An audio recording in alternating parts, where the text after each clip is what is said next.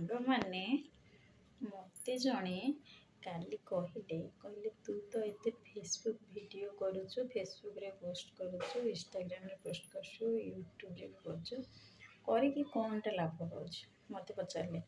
ମୁଁ କହିଲି ଦେଖନ୍ତୁ ଆମ ନିଜର ଲୋକ ଆମକୁ ଯେତିକି ସପୋର୍ଟ ନ କରନ୍ତି ବା ଯେତିକି ଯେମିତି କୁହନ୍ତିନି ଆମର କଥାର ଅଛି ଗାଁ କନିଆ ସିଂଘାଣି ନାକି, ଲୋକମାନେ କେବେ ହେଲେ ସମ୍ମାନ ଦେଇପାରନ୍ତିନି ଚିହ୍ନା ଲୋକମାନଙ୍କୁ। ଅଜଣା ଲୋକ ଜଣେ ମାନେ ଆମର ଯେମିତି ସୋସିଆଲ ମିଡ଼ିଆରେ ହେଲା ଅଜଣା ଲୋକ ହିଁ ମାନେ ସପୋର୍ଟ କରନ୍ତି ହେଲା। ସେମାନେ ଗୋଟେ ଭିଡ଼ିଓ ପକାଇଲେ ଲାଇକ୍ କମେଣ୍ଟ ସେୟାର ସବୁ କିଛି କରିପାରିବେ, ବଟ୍ ଜାଣିବା ଶୁଣିବା ଲୋକ ସେମାନେ ହସିଦେବେ, ଉପରକୁ ସ୍କ୍ରଲ୍ କରିଦେବେ ହେଲା।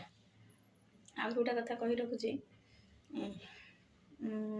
କିଛି ଫ୍ରେଣ୍ଡ ମାନେ ଅଛନ୍ତି ବି ସେମାନେ ଭିଡ଼ିଓ ଦେଖୁଛନ୍ତି, ଲାଇକ୍ କମେଣ୍ଟ ତ ସେୟାର କରୁନାହାନ୍ତି, ସିଧା ଡାଇରେକ୍ଟ ମେସେଞ୍ଜରରେ କଲ୍ କରୁଛନ୍ତି, ମେସେଞ୍ଜରରେ ମେସେଜ୍ ପଠାଉଛନ୍ତି। କ'ଣ ପାଇଁ?